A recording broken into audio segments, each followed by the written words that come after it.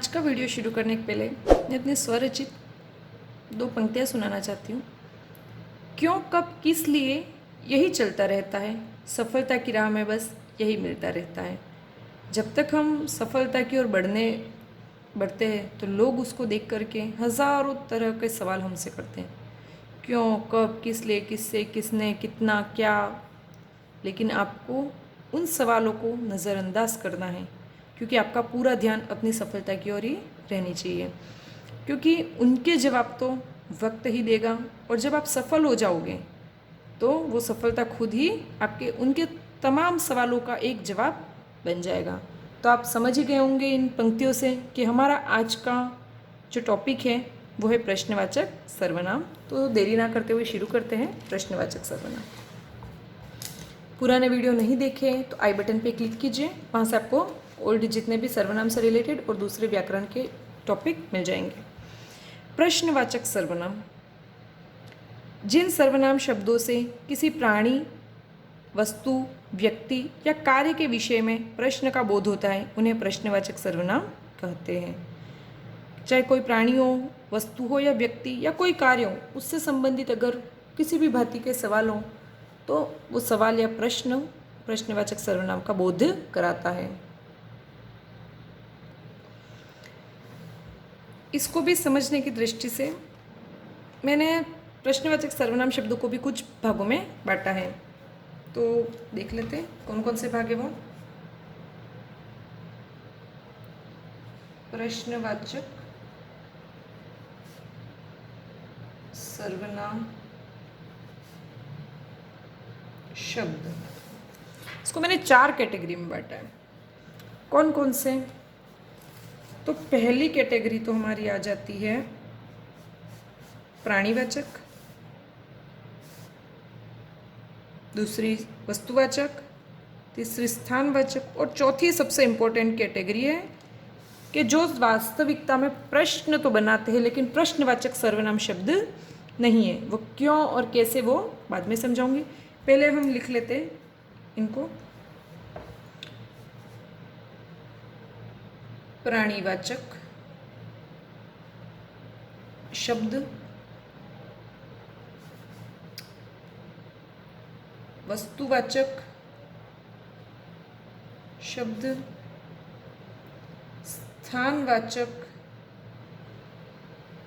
शब्द और वो शब्द जो प्रश्न बनाते हैं लेकिन प्रश्नवाचक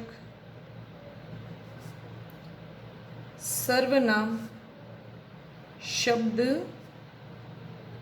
नहीं है। ठीक है, तो ये सबसे महत्वपूर्ण कैटेगरी हुई। तो पहली कैटेगरी में तो पहला शब्द आप ले सकते हो कौन, किसे, किसने, किससे,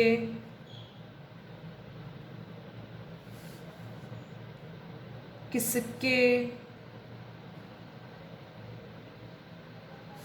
और भी जो शब्द याद आएंगे हम यहाँ पर लिख देंगे। वस्तुवाचक में आप लिख सकते हो क्या, और स्थानवाचक में कहाँ। ठीक है, कौन, किसे, किसे, किसने, किससे, किसके, ये सब तो किसी इंसान, जानवर या पशु पक्षी का नाम बता सकते हैं, इसलिए इनको मैंने प्राणीवाचक की कैटेगरी में लिख दिया। क्या किसी वस्तु का नाम बता सकता है, इसलिए मैंने इसको वस्तुवाचक में, और कहाँ किसी स्थान का बोध कराता है, इसलिए इसको स्थानवाचक में लिखा है। लेकिन अब ये कौन से शब्द हैं जिनसे किसी भी सर्वनाम का बोध नहीं हो सकता? तो उसमें पहला है कितना, मात्रा का ज्ञान होगा इससे हमको। क्यों, अवस्था या स्थिति का। कब, इससे समय का। और कैसे, इससे भी हमको क्या पता चलेगा कि किसी की अवस्था। अब इनकी ज़रूरत क्यों पड़ी? क्योंकि आप सोचोगे भाई प्रश्न तो इनसे भी बनते इनसे भी बनते हैं, लेकिन ये प्रश्नवाचक है और ये नहीं, ये क्यों? ये चारों जो है वो मोस्ट इम्पोर्टेंट कर लेना, इनको तो आपको याद रखना ही है। ठीक है, अब हम कुछ उदाहरण मैं आपको देती हूँ, उनसे आपको स्पष्ट समझ में आ जाएगा कि ऐसा क्यों है। मैं पूछूं दरवाजे पर कौन है, आप उसका उत्तर क्या दे सकते हो? दरवाजे पर पराग है, दरवाजे पर लतिका है, या दरवाजे पर उमा है। किसी भी व्यक्ति का नाम ले सकते हो। ठीक है, सर्वनाम की परिभाषा क्या कहती है कि वे शब्द जो संज्ञा के स्थान पर आए, या स्पष्ट रूप से मैं कहूँ वे शब्द जो किसी व्यक्ति, किसी वस्तु या किसी व्यक्ति वस्तु या स्थान के नाम को रिप्लेस करते हो, तब वो प्राणीवाचक मतलब वो सर्वनाम शब्द कहलाएंगे। तो कौन, किसे, किसने, किससे और किसके, इन प्रश्नों के जवाब में आपको सीधा उत्तर किसी व्यक्ति का नाम मिल सकता है, किसी प्राणी का नाम आपको मिल सकता है। वस्तुवाचक में बात करें, क्या आपको क्या चाहिए, तो क्या के उत्तर में मैं बोल सकती हूँ मुझे घड़ी चाहिए, मुझे पेन चाहिए, मुझे नोटबुक चाहिए, मुझे पंखा चाहिए, किसी भी वस्तु का नाम बोल सकती हूँ। ठीक है, और यहाँ पर आपको कहाँ जाना है, तो कहाँ मैं किसी भी शहर का, किसी भी देश का, किसी भी गांव का नाम ले सकती हूँ। तो व्यक्ति, वस्तु और स्थान, इन प्रश्नों के उत्तर में, इन शब्दों के उत्तर में मुझे किसी व्यक्ति का नाम, किसी वस्तु का नाम और किसी का स्थान का नाम तो मिलता है, लेकिन कितना, क्यों, कब और कैसे, इनसे संबंधित हम कुछ प्रश्न में लिखती हूँ, उसके बाद हम इनसे संबंधित, ताकि आपको ये क्लियर हो जाए कि भाई ये शब्द तो इनसे भी तो बनते प्रश्न ही है, फिर इनको प्रश्नवाचक के अंतर्गत क्यों नहीं लिखा। तो सबसे पहले इनसे संबंधित प्रश्न लिख लेते हैं। सबसे पहले हम कितना शब्द को समझाते हैं। तुमने कितना खाया, तुमने क्या खाया, तुमने खाया, तुमने खाया समान है, सिर्फ बदला तो सर्वनाम शब्द, सॉरी प्रश्नवाचक सर्वनाम आएगा। ठीक है, प्रश्नवाचक चिन्ह हमको लगाना है। तुमने कितना खाया, अब इस कितना का जवाब हमें मात्रा में मिल सकता है, लेकिन क्या किसी व्यक्ति, वस्तु या स्थान का नाम हो सकता है? नहीं। इसलिए यह जो वाक्य है वो सर्वनाम का उदाहरण नहीं है। भले प्रश्न तो है, लेकिन ये प्रश्नवाचक सर्वनाम नहीं है। तुमने क्या खाया, अब इस क्या की जगह आप कह सकते हो कि मैंने सेब खाया, मैंने पिज़्ज़ा खाया, मैंने गुलाब जामुन खाए, कोई भी खाने की चीज़ का आप नाम ले सकते हो, तो वो सारी चीज़ें वस्तुवाचक के अंतर्गत आ सकती है। तो इसलिए यह जो सेंटेंस है यह तो प्रश्नवाचक सर्वनाम का उदाहरण है। लेकिन कितना से हमें किसी वस्तु का, किसी स्थान का, किसी प्राणी का बोध नहीं होता है, इसलिए यह सर्वनाम की परिभाषा पर खरा नहीं उतरता है, और इसलिए कितना जो शब्द है वो प्रश्नवाचक सर्वनाम के अंतर्गत नहीं आएंगे। अब हम देखते हैं ऐसा ही दूसरा, क्यों। वह क्यों गया था, वह क्यों गया था प्रश्न। ऐसे ही वह गया था, तो सेम के सेम ले लेते हैं, और यहां पर मैं लिख देती हूं वह कहाँ गया था। ठीक है, वह क्यों गया था और वह कहाँ गया था। अब इस क्यों का उत्तर और इस कहाँ का उत्तर ढूंढो। वह क्यों गया था, उसका क्या कारण हो सकता है? उस कारण तो हो सकता है, लेकिन वो किसी व्यक्ति का, वस्तु का, स्थान का नाम के अंतर्गत नहीं आएगा। वो काफ़ी बड़ी कोई चीज़ हो सकती है, उसका अपना कारण। लेकिन वो कहाँ गया था, इसमें एक शब्द में कह सकती हूँ वह जयपुर गया था, वो अमेरिका गया था, इत्यादि। तो यहाँ पर स्थान का नाम आ रहा है, अर्थात अपने व्यक्तिवाचक संज्ञा हो गई। संज्ञा शब्द कोई भी आ सकता है, जातिवाचक, व्यक्तिवाचक। तो इसका उत्तर हमें संज्ञा शब्द की जगह पर यह शब्द आया है, इसलिए यह तो सर्वनाम होगा। लेकिन क्यों का उत्तर हमें सर्वनाम के अंतर्गत नहीं मिलता, इसलिए इसको सर्वनाम के अंतर्गत हम नहीं गिनेंगे। तो ये प्रश्नवाचक सर्वनाम का उदाहरण नहीं है और यह प्रश्नवाचक सर्वनाम का उदाहरण है। अब हम देखते हैं कब। तुम कब आए, ठीक है, मैंने लिखा तुम कब आए। और ऐसा एक वाक्य हम और बना देते हैं, तुम किसके साथ आए, ठीक है। कब और किसके। तुम कब आए, तो इस कब का उत्तर आपको समय में मिल सकता है, लेकिन ना तो किसी व्यक्ति का नाम हो सकता है, ना किसी वस्तु का, ना स्थान का नाम। लेकिन किसके साथ, तो इस किसके के प्रत्युत्तर में आप ले सकते हो, मैं जलज के साथ आया, मैं जनित के साथ आया, मैं गौरव के, हेमित के, किसी भी लड़का या किसी लड़की का नाम, मैं उपमा, पूजा, तनु, कोई भी लड़की का नाम भी हम ले सकते हैं। तो ये किसके के उत्तर में हमें किसी प्राणी का बोध हो रहा है, किस संज्ञा शब्द का बोध हो रहा है, इसलिए किसके शब्द तो प्रश्नवाचक सर्वनाम का उदाहरण है, लेकिन कब नहीं होगा। और देखते आगे कैसे। तुम कैसे हो, तुम कैसे हो। और ऐसा ही एक और बनाते हैं, तुम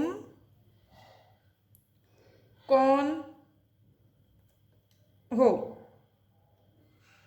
कोई आपसे पूछे तुम कैसे हो, तो तुम क्या कहोगे, हम अच्छे हैं, हम ठीक है, तंदुरुस्त है, ठीक है। तो ये जो है वो ना तो कोई व्यक्तिगत कोई प्राणी का बोध करा रहा है, ना किसी वस्तु का, ना किसी स्थान का, इस कैसे का उत्तर। लेकिन तुम कौन हो, तो इस कौन का उत्तर तो हम किसी व्यक्ति का नाम ले के बोल सकते हैं ना, कि भाई मैं ये हूँ। कोई भी एग्जाम्पल के तौर पे मैं कह सकती हूँ मैं राम हूँ, या मैं खुद का मैं किरण हूँ। आपसे कोई पूछे तुम कौन हो, तो अपन उस चीज़ का जवाब देंगे। तो कौन प्राणीवाचक में है, लेकिन कैसे प्राणीवाचक में नहीं है। तो अब आपको समझ में आ गया होगा कितना, क्यों, कब और कैसे ये प्रश्नवाचक संज्ञा शब्द नहीं है, सर्वनाम शब्द नहीं है। हाँ, ये इनसे हम प्रश्न का निर्माण जरूर कर सकते हैं। किसी वाक्य को प्रश्न में परिवर्तित करने के लिए प्रश्नवाचक वाक्य बन सकते हैं, लेकिन ये शब्द प्रश्नवाचक सर्वनाम शब्द नहीं है। लेकिन उसके अलावा कौन, किसे, किसने, किससे, किसके, क्या और कहाँ, ये सभी शब्द प्रश्नवाचक सर्वनाम शब्द है। तो आपको ये चीज़ बहुत अच्छे से ध्यान रखना है। हो सकता है इनके अलावा भी कोई शब्द आए तो सिर्फ उस शब्द का उत्तर, क्या कोई व्यक्ति का नाम हो सकता है, क्या किसी वस्तु का नाम हो सकता है, क्या किसी स्थान का नाम हो सकता है, बस इतना जान लीजिए। कोई भी है, इतनी चीज़ अगर आपने समझ गए, ये बेसिक आपके कॉन्सेप्ट क्लियर हो गया, तो फिर आपको किसी भी तरीके का वो प्रश्न पूछे आप उससे डरोगे नहीं। कुछ और अपन पहले तो नोट डाल के अपन लिख देते हैं इस चीज़ को। कुछ उदाहरण मैंने लिख दिए। पहला है कौन गा रहा है। इस कौन का उत्तर अगर मैं आपसे पूछूं तो आप अपने आसपास के किसी भी व्यक्ति का नाम ले सकते हो। तो उस व्यक्ति का नाम आ गया, इसलिए यहाँ पर कौन सर्वनाम शब्द है। वह क्या लाया, क्या मैं किसी चीज़ का नाम ले सकते, घड़ी, पर्स, कोई भी। वे कहाँ रहते थे, कोई जगह का नाम आप बता सकते हो, जयपुर, उदयपुर, बांसवाड़ा। उसे क्या चाहिए, क्या मैं आप किसी चीज़ का नाम ले सकते हो। उसे आटा चाहिए, उसे शक्कर चाहिए, उसे दही चाहिए, है ना, उसे घड़ी चाहिए, उसे पुस्तक चाहिए। तुम किसके साथ रहते हो, किसके के प्रत्युत्तर में भी आप किसी व्यक्ति का नाम ले सकते हो कि तुम किसके साथ रहते हो, तो मैं जनित के साथ रहता हूँ, या फिर मैं दिया के साथ रहता हूँ। तुम्हें यह पर्स किसने दिया, तो यहाँ किसने में आप उत्तर में कह सकते हो मुझे यह पर्स कृति ने दिया। वह यहाँ किसे जानता है, किसे, किसे शब्द के प्रत्युत्तर में भी आप किसी भी व्यक्ति का नाम ले सकते हो, जैसे वह यहाँ पर मोनिका को जानता है, या वह यहाँ पर दीपिका को जानता है। वह कौन है, किसी व्यक्ति का नाम है, तो अपन कह सकते हैं वह कल्पेश है, वह आशीष है, इत्यादि। तुम्हें किससे बात करनी है, किसी व्यक्ति का नाम मैं ले सकती हूँ, जैसे मेरे किसी दोस्त का नाम मैं लेके कहूँ या किसी फ्रेंड का नाम लेके मैं कहूँ कि मुझे एनी से बात करनी है, तो यहाँ पर किससे के उत्तर में हम किसी व्यक्ति का नाम ले सकते हैं। तुम यहाँ किस लिए आए हो, तुम यहाँ किस लिए आए हो। अब इस किस लिए का उत्तर क्या मैं किसी व्यक्ति, वस्तु या स्थान का नाम बोल सकती हूँ।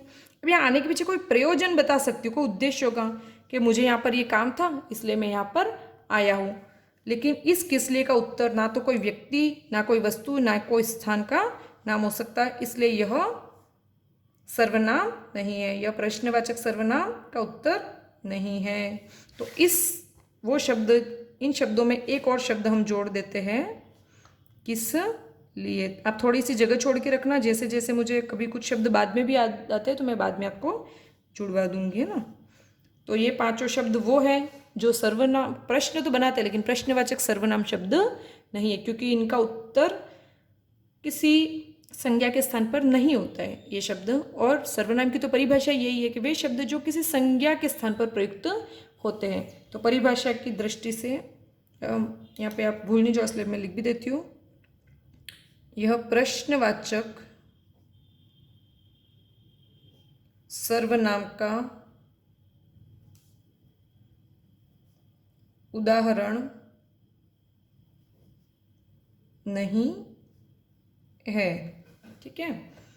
और आपसे कभी प्रश्न ऐसा सिंपल सा भी पूछ ले कि प्रश्नवाचक चिन्ह बताइए, 4 चिन्ह दे दे।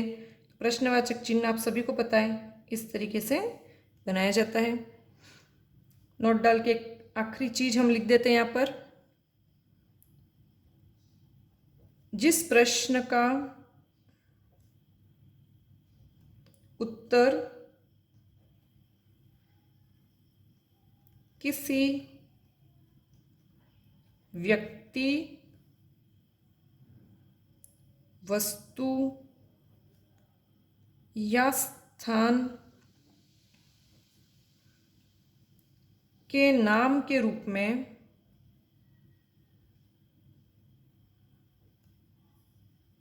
मिले, केवल वहीं पर प्रश्नवाचक सर्वनाम